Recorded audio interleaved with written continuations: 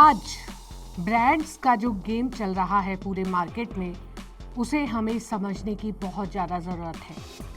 Brands के नाम पर कंज्यूमर्स 50 गुना तक अधिक पैसा चुका रहे हैं। लागत यदि 2000 का बैग है तो उसके 1 लाख रुपए तक दे रहे हैं।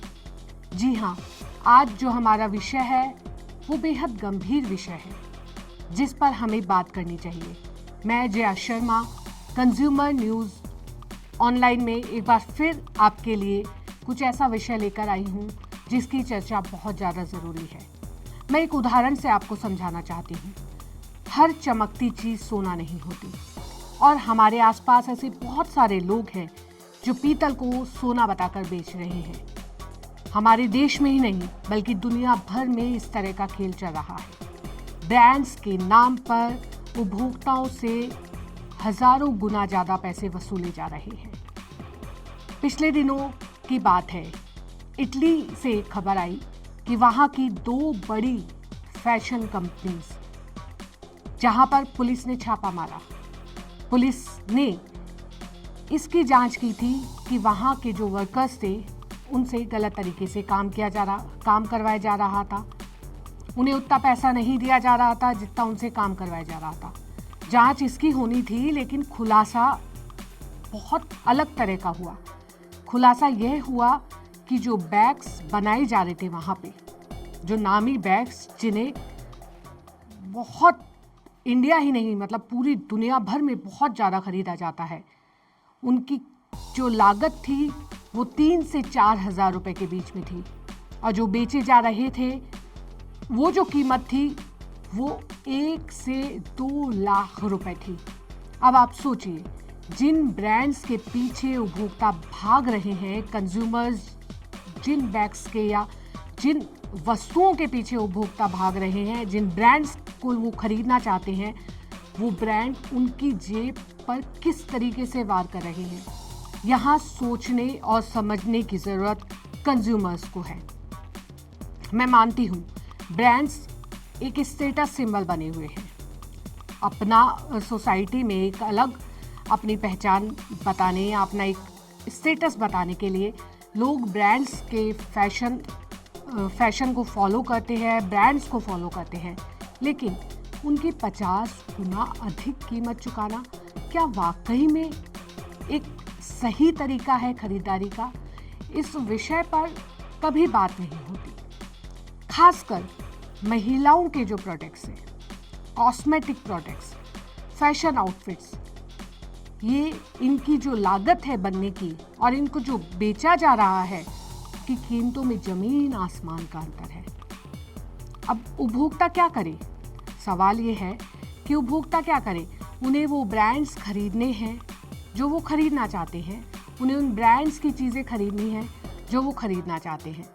तो इस विषय में हम कुछ स्टडीज़ लेकर आए हैं कि उपभोक्ता किस तरीके से पहचान करके या किस तरीके से इन चीज़ों को खरीद सकते हैं। इस विषय में एक बात ये भी है कि ब्रांड्स के नाम पर ग्राहक से अधिक मूल्य वसूली का खेल नामी कंपनियों द्वारा बाजार में उपलब्ध लोकल प्रोडक्ट पर अपना बार कोड और टैग लगाकर खेला जा रहा है। कस्टमर सिर्फ ब्रांड के नाम पर लोकल आइटम की कई गुना कीमत देने को तैयार है। फिर चाहे बात कॉस्मेटिक आइटम्स की हो, ब्रांडेड कपड़ों की या फिर डिजाइनर्स बैग की, हर चीज में ब्रांड का टैग लगाकर कस्टमर को महंगे दामों पर परोसा जा रहा है। कुल मिलाकर महंगे ब्रांड सिर्फ अपने प्रोडक्ट की कीमत ही नहीं बल्कि कलाकारों की महंगी फीस, एसी शोरूम और विज्ञापन आदि का खर्चा अपने उपभोक्ता से वसूल कर रही है। मार्केट में किए अपने एक सर्वे के दौरान कंज्यूमर वर्ल्ड मैगजीन ने जानकारी जुटाई कि किस तरह लोकल ब्रांड के प्रोडक्ट्स को महंगे ब्रांड में बदला जा रहा है। जयपुर के कॉस्मेटिक थोक विक्रेता ने बताया कि हर ब्रांड अपने अपने हिसाब से मुनाफे की कीमत तय करता है। कोई लागत का डबल लेता है तो कोई 4 गुना। जब भी कोई लोकल प्रोडक्ट मार्केट में आता है तो उसके मेकर के पास मार्केटिंग का पैसा नहीं होता है, इसलिए वे अपनी चीज को कम दाम में आसपास के क्षेत्रों और शहरों में वितरित करता है।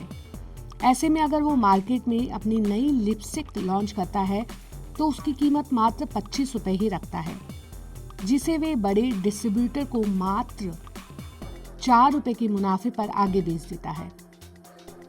डिस्ट्रीब्यूटर अपना मुनाफा जोड़कर 45 रुपए में रिटेलर को बेच देता है और रिटेलर 75 रुपए में आगे कस्टमर को देता है। लेकिन जब उसका लोकल ब्रांड छोटे छोटे मार्केट में अपनी पकड़ बनाने लगता है तो बड़ी कंपनी कस्टमर के रूप में उनसे जुड़ती है और उनसे डबल कीमत पर माल लेती है। अब लिपस्टिक तो लोकल ब्रांड की ही होती है, लेकिन उस पर टैगलाइन ब्रांड की लग जाती है। सस्ती और लोकल लिपस्टिक महंगी लिपस्टिक में बदल जाती है। इसके बाद मात्र 25 रुपए की लिपस्टिक को ब्रांड कंपनी 50 रुपए में खरीदती है और 144 रुपए में डीलर्स को बेचती है। 154 रुपए में रिटेलर खरीदता है और वे उसे 200 रुपए में कंज्यूमर को बेच देता है। समुद्र में जैसी बड़ी मछली छोटी मछली का शिकार करती है, कुछ इसी तरह का फंडा इन बड़ी ब्रांडेड कंपनी का होता है। इस कार्य के लिए इनकी एक टीम होती है जिसकी नज़र मार्केट में कौन से लोकल आइटम कस्टमर के बीच अपनी पहचान बना रहे हैं, ये देखना होता है। ये टीम लोकल रिटेलर्स को डिस्ट्रीब्यूट से जानकारी जुटाती है, उसके बाद उस ब्रांड के आइटम को मार्केट से खरीदती है। लागत और विक्रय मूल्य के बीच इतनी भारी घालमेल का अंदाजा उपभोक्ताओं को नहीं चलता। इसी से यह सवाल खड़ा हो गया है कि आखिर ब्रांड वैल्यू क्या हो और कोई भी उत्पाद ब्रांड के नाम पर आखिर कितना अधिक महंगा बेचा जाना चाहिए। पिछले कुछ समय से दवाइयों के मामले में जेनरिक और ब्रांड की कीमतों में भारी अंतर की खबरें सुर्खियां बनी रहती हैं, लेकिन इसके बावजूद ब्रांडेड उत्पादों की बिक्री घटने के स्थान पर बढ़ रही है।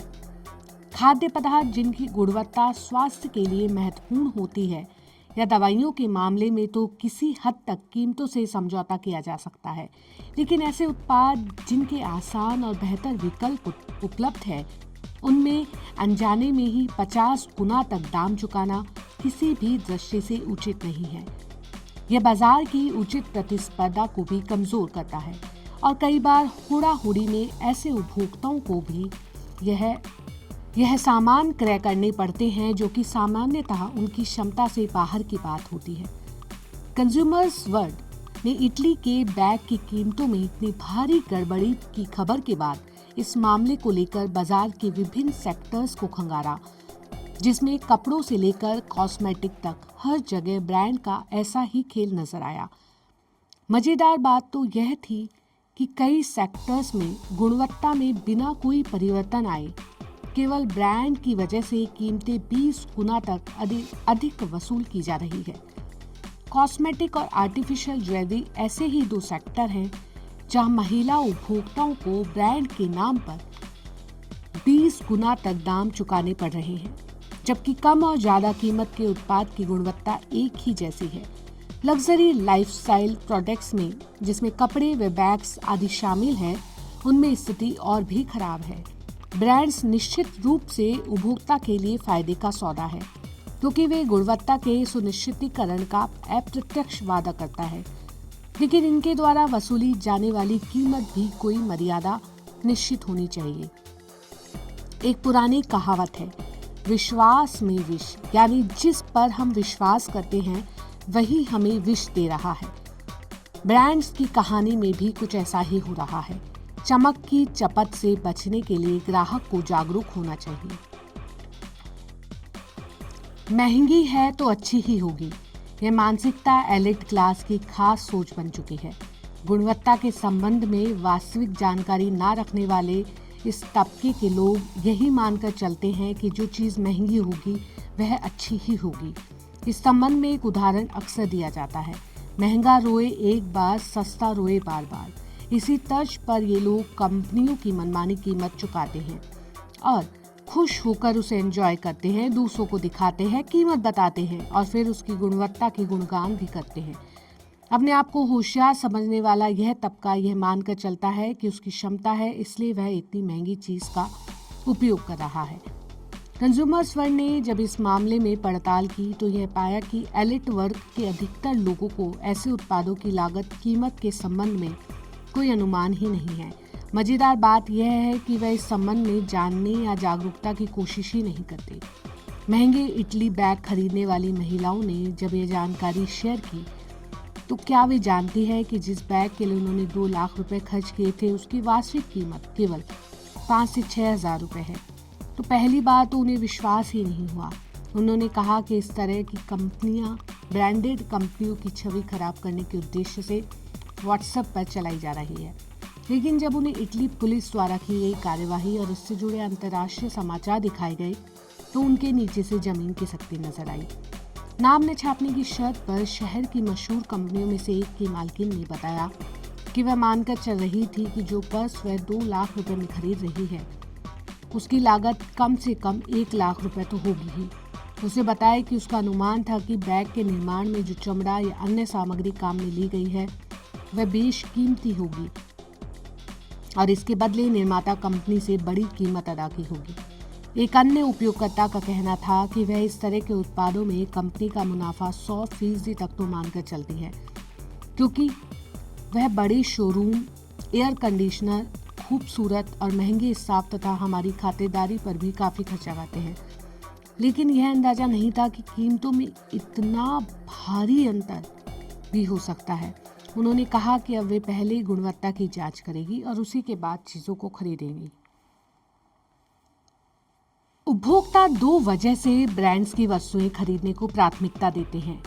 पहला, इनकी गुणवत्ता तुलनात्मक ढंग से अच्छी होती है और दूसरा, बहुत से क्षेत्रों में कई ब्रांड्स ने ऐसी पहचान बनाई है कि वे स्टेटस सिंबल बन गए हैं। लेकिन बेहतर ब्रांड वैल्यू बन जाने या एक बार ब्रांड का स्टेटस सिंबल बन जाने का मतलब यह नहीं है कि उन्हें उपभोक्ता से अनुचित कीमत वसूल करने का अधिकार मिल गया है। यद्यपि दुनिया के अधिकतर देशों के कानून सामान्यतः लाइफस्टाइल प्रोडक्ट्स जिनमें कपड़े, बैग्स, जूते और कॉस्मेटिक्स शामिल है को मूल्य नियंत्रण के दायरे से बाहर रखते हैं, जिसका मुख्य कारण यह है कि ये वस्तुएं बुनियादी आवश्यकताओं या जीवन के लिए जरूरी वस्तुओं में शामिल नहीं है। लेकिन इसका यह भी मतलब नहीं है कि उपभोक्ता को गुमराह कर उनके बीच कीमत का भ्रम उत्पन्न कर लागत से 50 गुना अधिक कीमत पर उपभोक्ताओं को ये उत्पाद बेचे जाए। उद्योगों की नैतिक मर्यादा और व्यापार के एथिक्स की दृष्टि से इसे उचित नहीं कहा जा सकता। इटली पुलिस द्वारा मिलान में लग्जरी हैंडबैग के मामले में बड़ी कंपनियों की छानबीन से जो खुलासा हुआ है, वे 4,758 रुपए की लागत वाले बैग को 2,32,000 रुपए में बेच रहे थे। यह ब्रांड वैल्यू के नाम पर वसूली जा रही मनमानी कीमत का एक उदाहरण भर है। देश व दुनिया में इस तरह के उपभोक्ताओं से हो रही अनैतिक मूल्य वसूली के खिलाफ व्यापक आवाज उठानी चाहिए और उचित नियामक कानून बनने चाहिए।